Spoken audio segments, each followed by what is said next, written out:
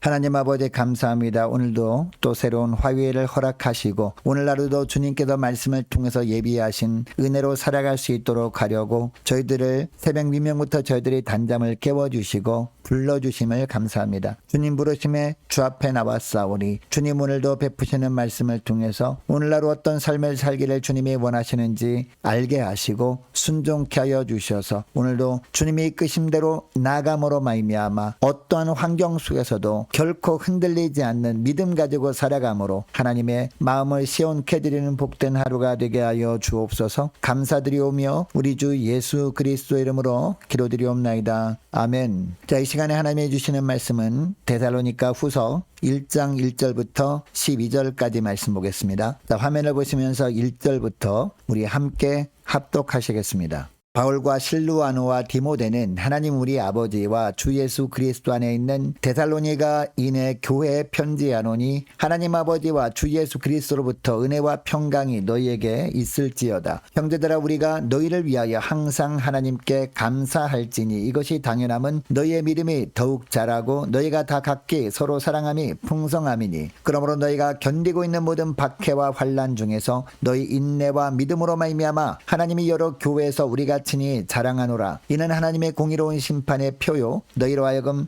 하나님의 나라에 합당한 자로 여김을 받게 하려 함이니 그 나라를 위하여 너희가 또한 고난을 받느니라. 너희로 환난을 받게 하는 자들에게는 환난으로 갚으시고 환난을 받는 너희에게는 우리와 함께 안식으로 갚으시는 것이 하나님의 공이시니 주 예수께서 자기의 능력의 천사들과 함께 하늘로부터 불꽃 가운데 나타나실 때에 하나님을 모르는 자들과 우리 주 예수의 복음에 복종하지 않는 자들에게 형벌을 내리시리 하시리니 이런 자들은 주의 얼굴과 그의 힘이 영광을 떠나 영원한 멸망의 형벌을 받으리로다. 그날에 그가 강림하사 그의 성도들에게서 영광을 받으시고 모든 믿는 자들에게서 놀랍게 여김을 얻으시리니 이는 우리의 증거가 너희에게 믿어졌음이라. 이러므로 우리도 항상 너희를 위하여 기도함은 우리 하나님이 너희를 그 부르심에 합당한 자로 여기시고 모든 선을 기뻐함과 믿음의 역사를 능력으로 이루게 하시고 우리 하나님과 주 예수 그리스도의 은혜대로 우리 주 예수의 이름이 너희 가운데서 영광을 받으시고 너희도 그 안에서 영광을 받게 하려 함이라. 아멘.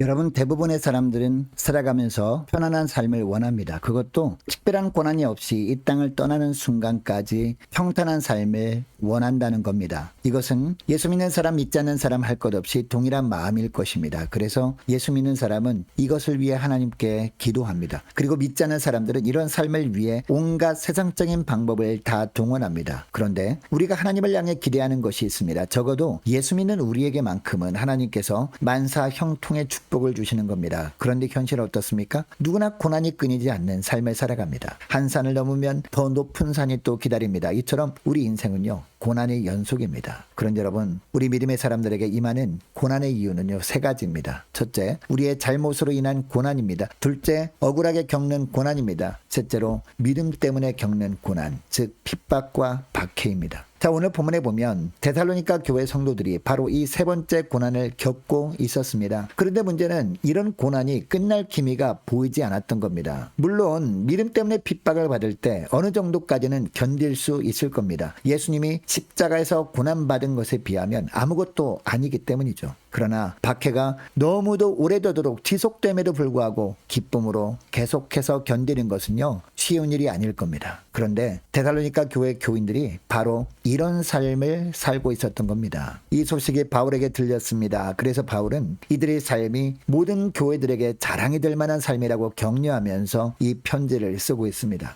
여러분, 이들이 처음부터 이런 삶을 살았던 것이 아니었습니다. 바울이 데살로니가 교회를 목회하다가 떠난 후에 이들이 그동안 바울을 통해 들은 말씀이 자란 것입니다. 3절에 보니까 바울은 이것이 자기에게는 감사 제목이라고 하고 있습니다. 그러니까 그들이 박해 시대 끝까지 믿음을 지킬 수 있었던 이유가 무엇이라고 하고 있습니까? 3절 하반절에 보니까요, 믿음이 자랐기 때문이다 라고 하고 있습니다. 그리고 서로 사랑함이 풍성했기 때문이다 라고 하고 있습니다. 여러분, 주님이 오늘 새벽에 이 말씀을 우리에게 주시는 이유가 뭘까요? 첫째로 하나님께서 우리에게 원하시는 것은요, 믿음의 성장이기 때문입니다. 교회 출석을 꾸준히 하는 것도 물론 중요합니다. 그러나 더 중요한 것은 계속해서 예배를 드리면서 말씀을 받았다면 그 말씀이 나의 삶 속에서 역사하도록 함으로 말미암아 늘 믿음이 자라도록 해야 한다는 겁니다. 그리고 또 하나는 무엇입니까? 서로 사랑함으로 사랑의 풍성한 삶을 사는 것을 주님이 원하시기 때문입니다. 여러분, 여기서 말하는 서로 사랑하는 것이 무엇입니까? 물론 고난의 시기에 나도 너무 힘이 듭니다. 그럼에도 불구하고 다른 사람을 더 생각하는 거예요. 그래서 나 자신보다 다른 사람의 형편을 더 살펴주는 겁니다. 나도 너무 괴롭지만 다른 지체를 향해서 조금만 더 힘을 내자고 격려하는 겁니다. 주님이 우리와 함께 하신다고 위로하는 겁니다. 그리고 나보다 그 사람을 위해 먼저 기도해 주는 겁니다. 여러분, 데살로니가 교회 성도들이 고난의 때에 이렇게 믿음으로 살 수 있었던 이유가 무엇이었을까요? 믿음의 사람들은 주님의 재림을 기다리는 사람들임을 알았기 때문입니다. 특히 주님이 재림하시는 날이 오늘일 수 있기 때문에 이렇게 살 수 있었던 겁니다. 여러분, 우리가 어떤 믿음을 가지고 있는지 언제 드러날까요? 특별한 일이 없이 순탄하게 살아갈 때가 아닙니다. 교회 공동체에 극한 환란이 찾아왔을 때, 그때 비로소 우리가 평소에 어떤 믿음으로 살고 있었는지 드러나는 겁니다.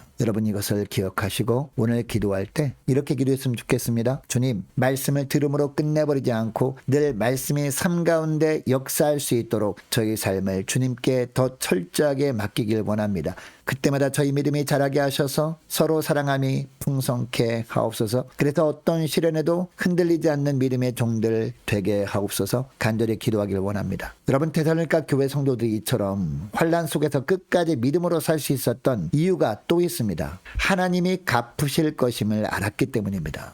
6절에 보니까 너희로 환난을 받게 하는 자들에게는 환난으로 갚으시고 라고 합니다. 그리고 7절에 보니까요. 환난을 받는 너희에게는 우리와 함께 안식으로 갚으시는 것이 하나님의 공이시니 라고 합니다. 무슨 이야기입니까? 원수는 하나님께서 갚으시고 믿음으로 인내했던 주의 백성들은 상 주시는 것이 하나님의 공이라는 겁니다. 언제 이런 상벌이 있다고 하고 있습니까? 주님이 재림하실 때입니다. 7절 중반절부터 10절까지 말씀인데요. 주 예수께서 자기의 능력이 천사들과 함께 하늘로부터 불꽃 가운데 나타나실 때에 하나님을 모르는 자들과 우리 주 예수의 복음에 복종하지 않는 자들에게 형벌을 내리시니 이런 자들은 주의 얼굴과 그의 힘이 영광을 떠나 영원한 멸망의 형벌을 받으리로다. 그날에 그가 강림하사 그의 성도들에게서 영광을 받으시고 모든 믿는 자들에게서 놀랍게 여김을 얻으시리니 라고 합니다. 여러분, 믿는 자들에게 극심한 핍박을 하던 자들은요, 그날에 어떻게 된다라고 하고 있습니까? 단순히 원수를 갚는 정도가 아닙니다. 그리고 평범한 형벌을 내리시는 것도 아닙니다.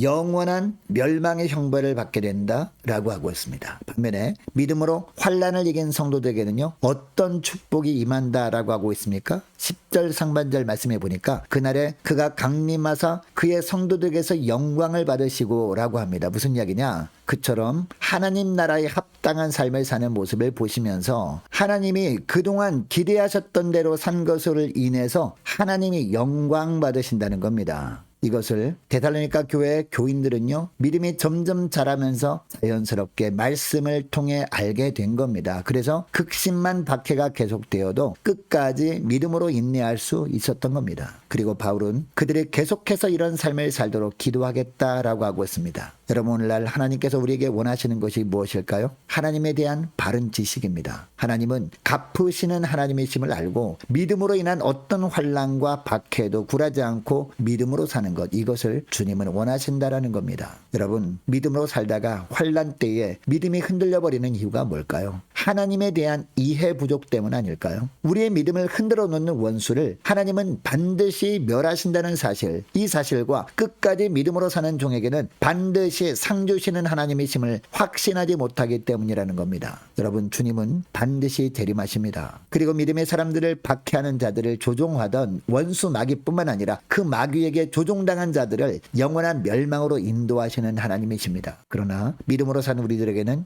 영원한 생명으로 인도하시는 분이십니다. 여러분, 이것을 기억하시고 저 오늘 기도할 때 이렇게 기도했으면 좋겠습니다. 하나님, 말씀을 들음으로 끝내버리지 않고 삶을 주님께 더 철저하게 맡김으로 믿음이 자라게 하셔서 서로 사랑함이 풍성하게 하옵소서. 그래서 어떤 시련에도 흔들리지 않는 믿음의 종들 되게 하옵소서. 간절히 기도하기를 원합니다. 또 기도할 것은 하나님, 원수는 갚아주시고 믿음의 종들에게는 상 주시는 하나님이심을 확신하고 늘 주님이 재림하실 날을 소망하며 믿음으로 승리하게 하옵소서. 간절히 기도하기를 원합니다. 모이기를 힘쓰는 교회 되게 하옵소서. 간절히 기도하기를 원합니다. 기도와 전도에 힘쓰는 교회 되게 하옵소서. 간절히 기도하기를 원합니다. 유초등부 중고등부 청년부를 위해서 각 구역과 남녀 전도회를 위해서 함께 기도하기를 원하고요. 많은 환우들을 위해서, 그리고 군복무 중인 이시온 형제를 위해서 우리 함께 기도하기를 원합니다. 자, 우리 성교사님들을 위해서 함께 기도하기를 원하고 나라와 민족을 위해서 우리 함께 기도하기를 원하되, 특별히 지금 흰남노 큰 태풍이 지금 우리나라를 지나가고 있습니다. 더 이상 피해가 없도록 주님께서 도우시고 또 피해를 당한 분들 빠른 복구를 위해서 간절히 기도했으면 좋겠습니다. 자, 우리 교회 앞날을 위해서도 우리 함께 기도하기를 원하고요. 저와 여러분이 가지고 나온 기도 제목을 놓고 우리 함께 기도하기를 원합니다. 기도하겠습니다.